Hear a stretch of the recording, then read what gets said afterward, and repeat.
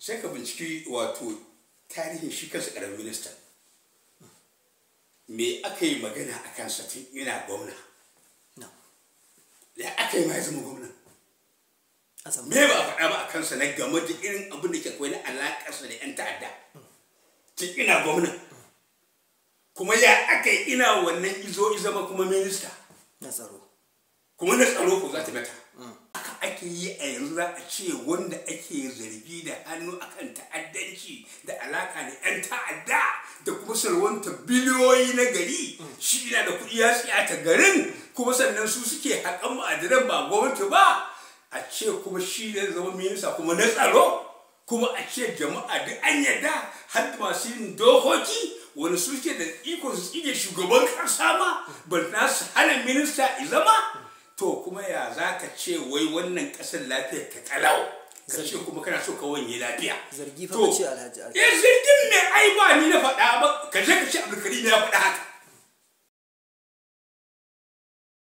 Batun da ita sunan ziyarar ƙaramin ministan tsaron Najeriya da hafsan hafsoshin Najeriya zuwa jihar Sokoto a daidai da lokacin da matsalar tsaron take ƙara ƙamare, sun yi magana cewa za su je su magance waccan matsala, duk da a baya kai kanka ka ce bincikenku ya gano akwai hannun wasu a manyan ƙasar na waccan matsala ta tsaro saboda ɗiban albarkatun wannan yanki, kamar inda ka ce bincikenku ya gano, wanda daidai wani lokaci kuma wasu suna ganin dama kamar tatsuniya ce zuwan nasu. Wacce ɗauraya za ka yi masu kallon? To ai ba wai wani abu ne na ɗaure ba.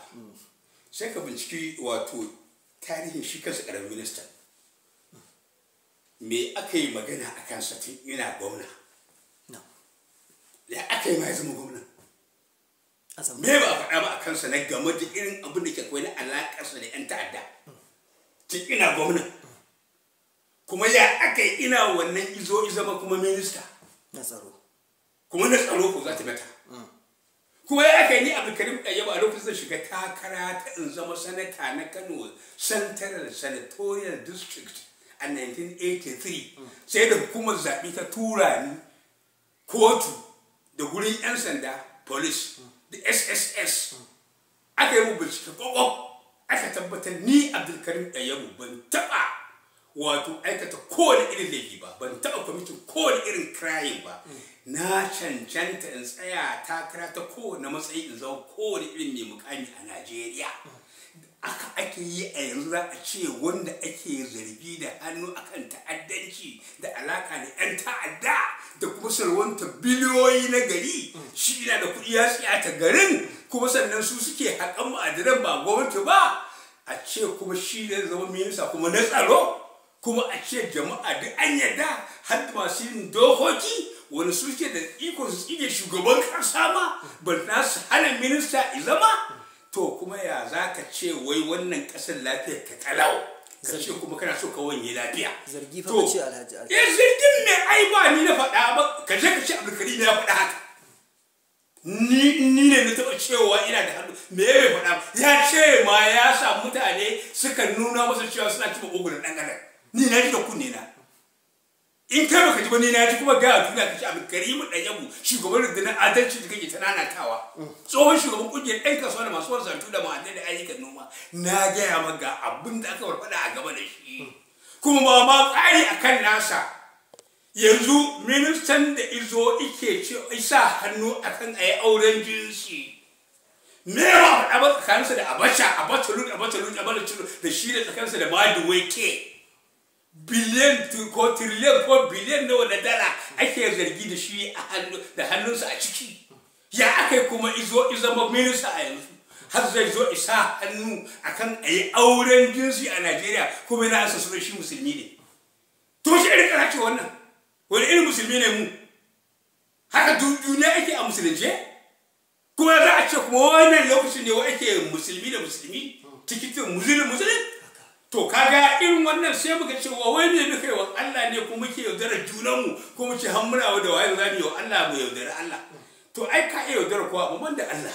Saboda ka magana ce na cewa yanzu ai mutanen nan su da kansu ke tona kansu asiri, wanda ya faɗi bala'in da wacce ya shiga, wanda ya faɗi bala'in da wacce ya shiga, wanda ya faɗi bala'in da ya ci sau ƴancan, wanda ya faɗi bala'in da ya ci sau ƴancan, kuma sannan aka zo gashi abin ya shafi har sarakuna da malamai da ma waɗansu jakunan ɓarayi, kuma Allah ya azurta mu da mutane, ga mu da mutane suka taso tun daga irin ƙanana matasa, wato irin Dr. Bello da ake kira dan Bello kuke cewa ko me? Dan Bello. To duk gasu irinsu da kuma ƴansu da suke ta bayyana irinsu su ma ainihin Najeriya ita ce asalin ƙasarsu, kuma sun san sirrin sauran ƙasashe irin Amerika da China da sauran ƙasashen duniya da yadda ake sarrafa arzikin duniya, kuma suna da haƙƙi aƙalla na iyayensu da ƴan uwansu da abokan rayuwarsu da kuma wani suka haifa a nan ƙasar.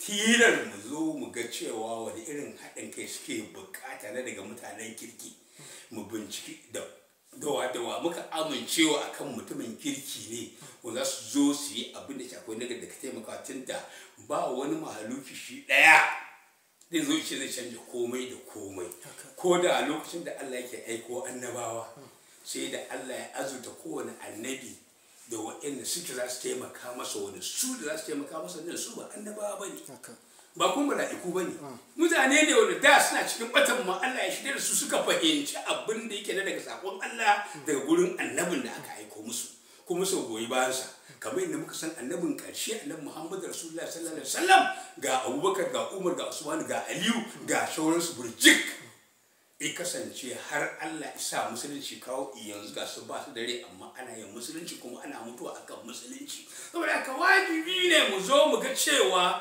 tun da yanzu a bace su kaɗai dan ya mutu shi shi a bace lut, a bace shi kaɗai da lut, to wayannan kuma da ake faɗa ba shi wannan da i gwamnan kuma ya zo in zama ministan shi ba lut ba ne, ko duk abin da aka faɗa akan baban gida dala biliyan 12 da biliyan 12,200 na yakin tekun fashi garba wanda ko kuma abin da aka faɗa akan duk sauran wanda suka biyo bayansa, ga abatalin din da ake gani dan ya mutu, ga kuma sauran abubuwan da ya biyo wa Abdulsalam ana magana Forza Obasanjo ana magana dala biliyan 16 na wutar lantarki, ba wutar ba kuɗin, kuma sannan ga gidan da igina ga a wata ga gonarsa ga labirari ɗinsa wani sa suna presidential library, kuma Buhari ya zo ya ce sai da izo ya fara mulki a 2015 ya daɗe kuɗin da Obasanjo yake kwasa yake gina library ɗinsa da gonarsa, to kuma duk shi wannan zargi ne, to Buhari ba shi da rai, ko kuma a'a duk rahoton ba sa nan akwai fasa give for central bank, kuma ga Nuhu ba abin da bai faɗa ba a gaban da ce dukkan local government ɗinmu 774 shawamun ɓarayi ne ga shaida zai je kai sa ɗaure su, ishe gwamnati 36 ɓarayi ne ga shaida zai kai sa ɗaure su, ibani shugabannin ƙasar tsofi har da abasharun ishe ɓarayi ne gashi i kasance yanzu duk su ne masu ran suke cuyawa suke ci gaba da barin da suke yi, to amma tunda Allah ya sa duk duniya duk lalacewar duniya ba a da Allah, to ai gashi da cikin tsakiyarsu kuma yana daɗa gani kaga ya shiga sabon makaranta, zai ƙara ilimi akan ilimi, tunda duk abin da ake cewa wani ya yi a cikin ma'aikatar shi ba a gaba da shi gundarin nasa ne kuma tukuna, dole yana cikin masu laifin a aikace, amma ba zaɓarsa aka yi ba, shawara kawai ike iya bayarwa ba aiwatarwa ba mai yin dokoki ba ne, ba mai zartarwa ba ne, kuma na gaba ga matasa sun taso. Dr. Bello Galadanci ɗan Bello ga irin abin da yake fansamawa ya faru daga sama, zai zo jihohi, zai zo local government, zai zo mazaku, zai zo kan individuals kowa in ji, kuma ba shi kaɗai ba na imani wannan son foto ne Allah ya fara nuna mana cewa kamar inda yake da mala'iku a tattare kowane bawansa, to ga kuma bayansa da izaɓa kuma su ma sun san abin da ake ciki, ba na kuma shi kansa Ubangiji subhanahu wata'ala mai kowa mai komai wanda ba abin da ke koye a gare shi. Amma ba ka ganin shi shugaba Tinubu ya fara ɗaukar matakan magance matsalar tsaron ne, shi yasa ya tura waɗancan manyan shugabanni baya ga canza shugabannin wasu hukumomi kamar DSS da NIA? To idan ya fara me irin ai aka ɗauki matakin gyarawa sai a ga fara ganin gyara. Ai magana ce da cewa yanzu Allah kaɗai ya san me abin da ke zuciyar mutum, aka ce kai dai ga mutum. Wato aka ce kai dai ga mutum. Wato ɗan adam mai bakin dariya, amma abin da ke zuciyar mutum sanin sai Allah. Sanin abin da ke zuciyar mutum sai Allah. Ai magana ce yanzu na sha faɗa muku cewa ba a haɗa gudu su saɓa. Mutum mai mulki ya zo ya raba kansa biyu, ita yana shugabantar ƙasa kuma ina tattalin yadda zai mallaki duk arzikin ƙasa. To wa zai yi wa aikin kansa ko ku al'umma ƙasa? Yanzu ga abin da ke faɗa na tafiyarsa France, da irin abin da ke akwai na gaba da Malawi oil, da irin abin da taso gashi duk irin waɗancan abubuwa da ake nema a rikirkita a cancanja musu kama da sufa. To i kasance a ce duk a zuba ido ba za a yi komai a kai ba. Ai kaga lokaci ya yi, in ba jira muke sai mun Allah kuma tunda ba tirsasawa Allah ake yi ba. Allah ne yake yin iko sa akan kowanne abu a duk lokacin da ya ga dama, akan duk wanda ya ga dama. Amma ba za ka tirsasawa Allah ba, amma kana iya ɗora mutane akan tafarki madaidaici su ga cewa me ya kamata a yi tun daga maslaha har zuwa duk abin zai faru. Amma tun da talaka ya ji a jikinsa, ya gama ji a cikinsa, to wajibi ne duk wani taɓa yin mulki da wani ke mulki shi ma ya ji a jikinsa.